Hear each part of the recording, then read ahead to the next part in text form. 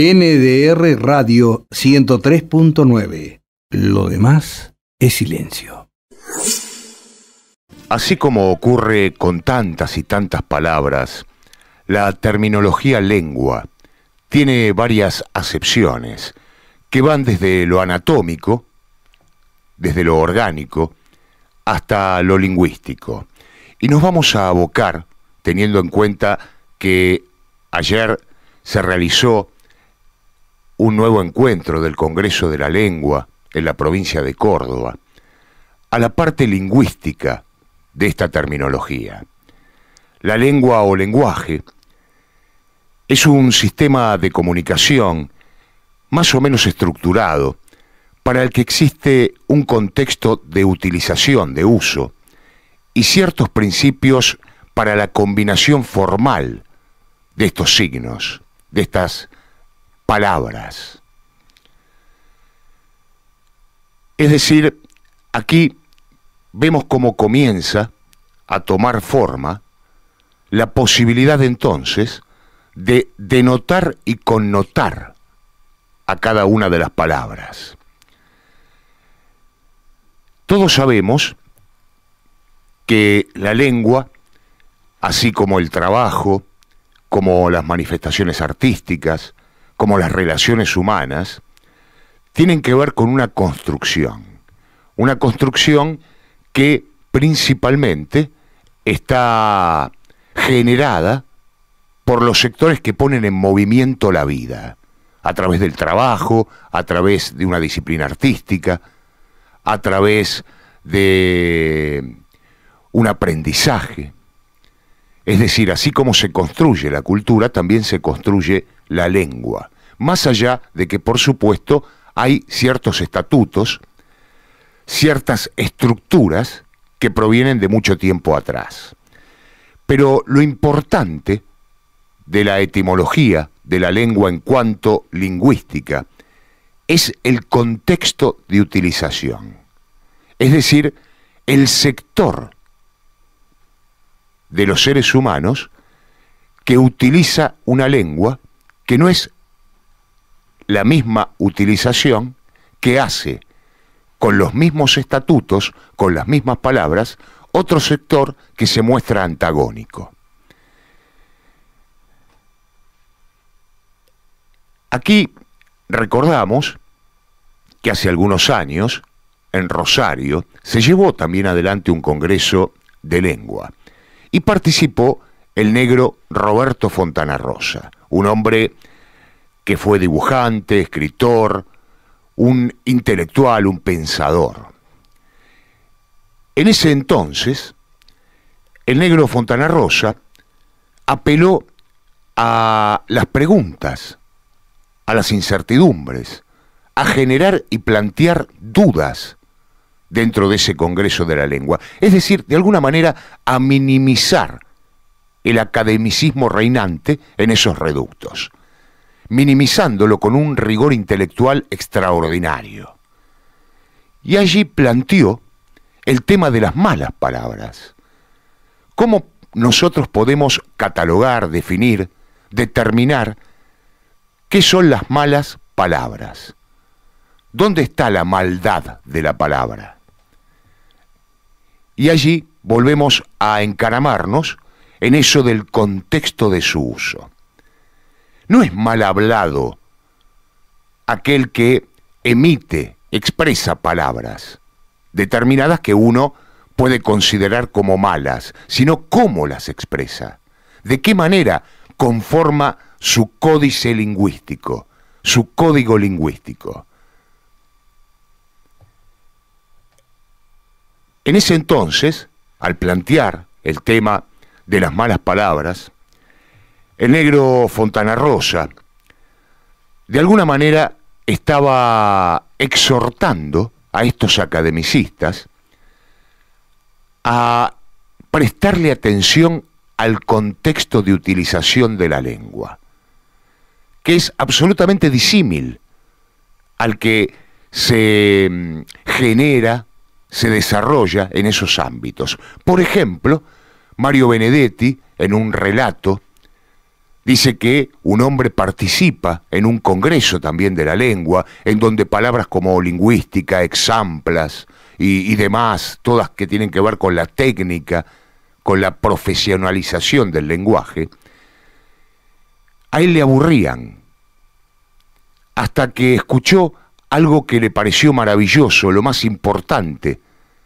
en ese congreso, que lo emitió una ordenanza, un hombre que servía el café, que pasó por delante de una bella dama y le dijo, cosa linda.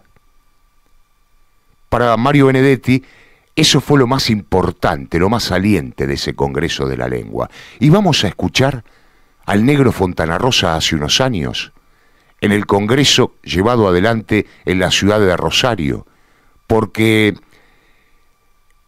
no solo es importante lo que expresó en ese entonces, sino también que sigue siendo tema de elucubración, sigue siendo tema de que a partir de algunas metáforas, si se quiere, a las que acudió y apeló el negro Fontana Rosa, podemos abrir un sinfín de debates, de inquietudes, y también podemos, cómo no, volver a retomar las fuentes etimológicas de la palabra lengua en cuanto el contexto de su uso.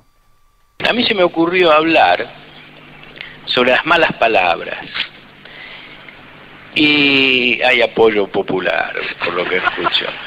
Algo tendrá que ver el tema de las malas palabras, por ejemplo, con lo que decía el amigo Escribano. Él decía, por ejemplo, de la ausencia por ahora del español en la tecnología, en la computación. ¿Qué tiene que ver eso con las malas palabras? Al menos lo que he insultado yo cada vez que se me va un texto en la computadora, creo que es un aporte real. En cuanto al intercambio, me ha tocado, él mencionaba, Escribano, un libro Puro Fútbol, me ha tocado acompañar a la selección argentina en los partidos en Latinoamérica, y el intercambio que hay en esos casos de este lenguaje es de una riqueza notable. No, yo la pregunta es que ahora me hago, ¿no? ¿Por qué son malas las malas palabras? O sea, ¿quién las define? ¿Por qué? ¿Qué actitud tienen las malas palabras? ¿Le pegan a las otras palabras? Son malas porque son de mala calidad, o sea que cuando uno las pronuncia se deterioran y se dejan de usar. Tienen actitudes reñidas con la moral, sí, obviamente, pero no sé quién las define como malas palabras.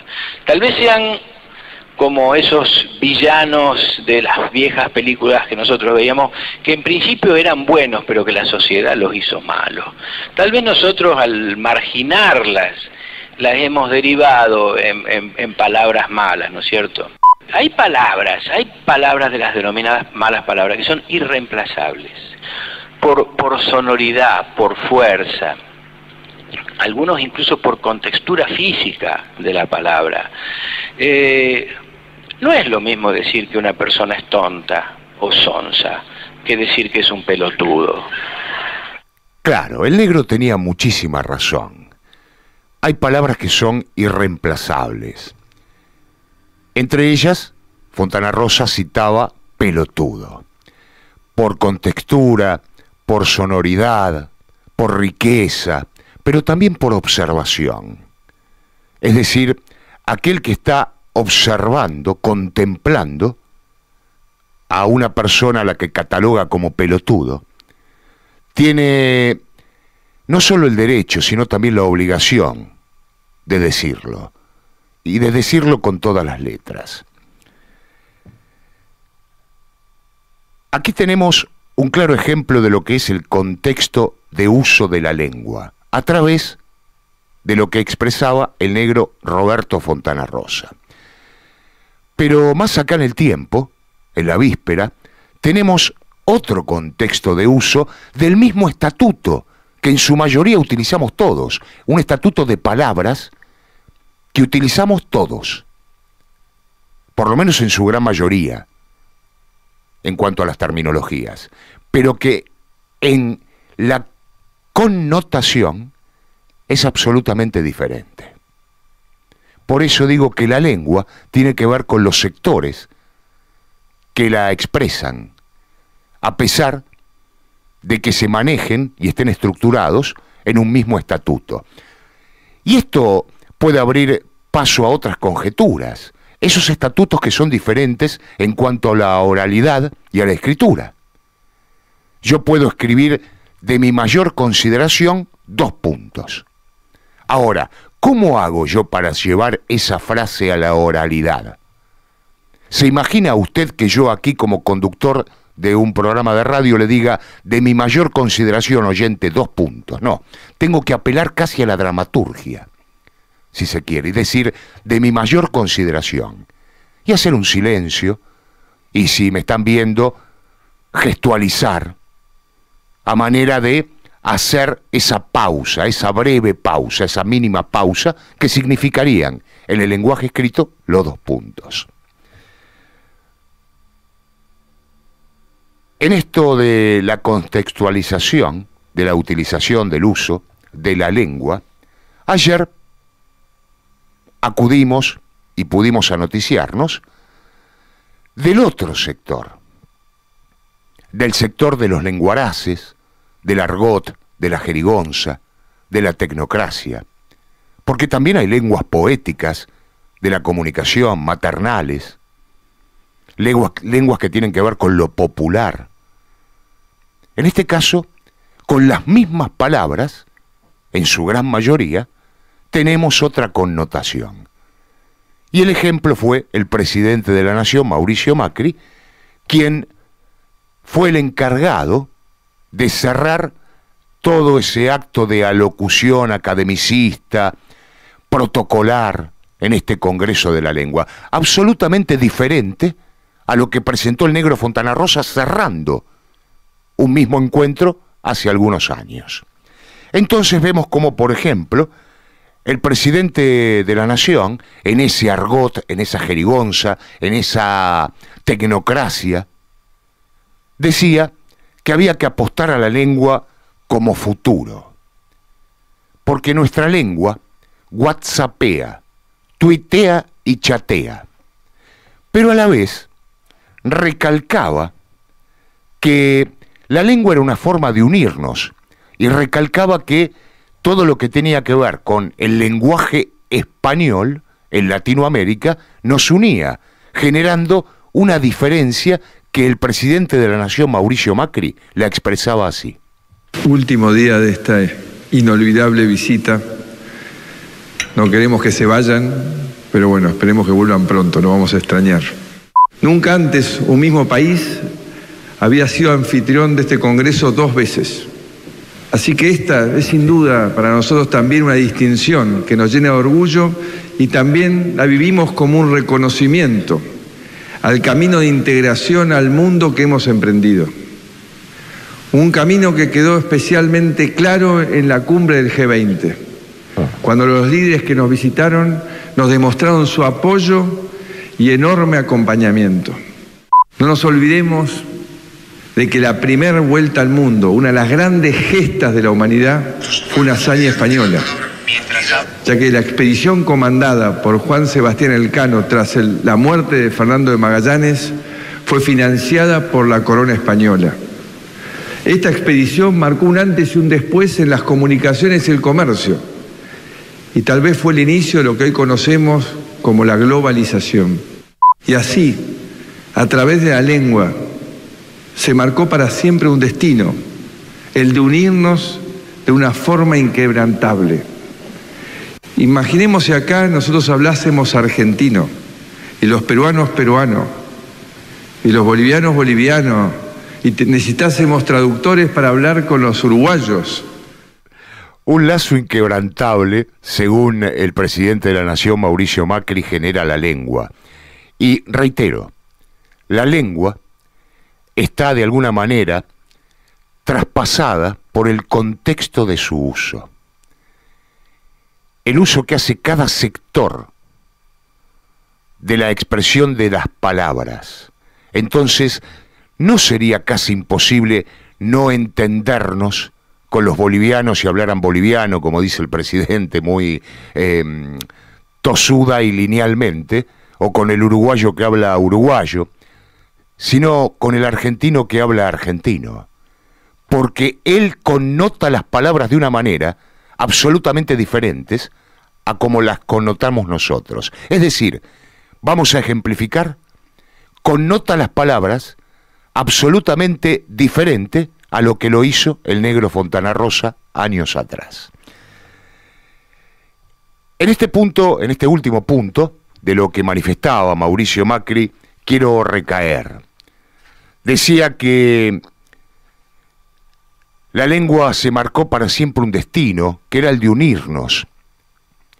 Y reitero, ¿cuánto tiene que ver la clasificación social de los seres humanos? Que en algunos casos, en sus relaciones, se vuelve irreconciliable, por ejemplo, con los políticos. Y decía de esto de los peruanos que hablen peruano, que sería inimaginable y muy difícil. Habría que en ese entonces, o en ese caso, convocar a un traductor para poder entender a un venezolano, un boliviano, un chileno. Ajá. Algo descabellado por parte de esta manifestación presidencial, que por otro lado decía que nuestra lengua whatsappea, tuitea y chatea. Me imagino que si hay que contratar un traductor para entender a un uruguayo o a un chileno, lo que habrá que contratar para entender a quien whatsappea, tuitea o chatea, a un exégeta, a un intérprete de la lengua. Realmente es bochornoso que el presidente de la Nación haya orado en el Congreso de la Lengua. Bochornoso no lo digo por los integrantes de este cónclave, que están traspasados también por cierto academicismo arcaico, nefasto, vetusto, que en definitiva promueven que la lengua siga siendo una herramienta absoluta de sometimiento de un contexto por sobre el otro. Para, de alguna manera, buscarle un corolario a una y otra postura, ejemplifico el negro Fontana Rosa, Mauricio Macri. Permítame aspirar en este comienzo editorial a ser lo más claro, lo más conciso y lo más preciso posible.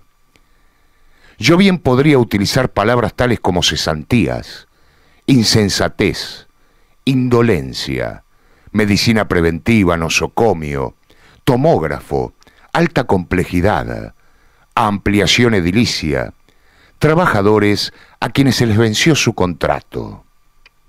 Bien podría también regodearme con vocablos enciclopédicos latinismos, romances, paráfrasis, sintagmas, tecnicismos, anacolutos, verboides, apelativos, aposiciones, sujetos tácitos, predicados no verbales, prefijos anglosajones, sufijos helvéticos, verbigracias, en fin, todos estatutos propios de la lengua que de todas maneras jamás logran expresar lo que debieran y encerrar lo que se presiente y se siente.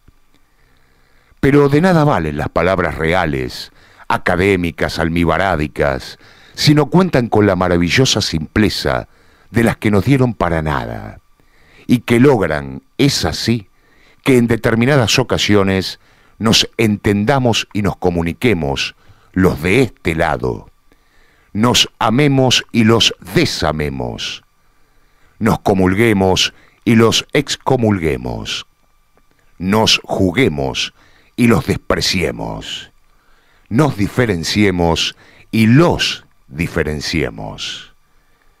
En fin, nos nivelemos con la regla sin dogma de las bellas minúsculas que no saben de nombres propios y sí de causas comunes. Quiero yo disculparme, oyente, no solo por el tiempo que me dispensa en esta oratoria, sino también en los circunloquios y en mi extenuante carencia de síntesis. Es que siempre, me costó decir que quienes despiden, destierran, asesinan, hambrean, menoscaban, excluyen, despojan, roban, desocupan, esclavizan, enferman, someten y aculturizan, sin ir más lejos en sus cualidades, son unos reverendos hijos de putas. Distinguidas y exactas dos palabras y una preposición que, como le dije, no necesitan de arte poética ni de congresos de lengua.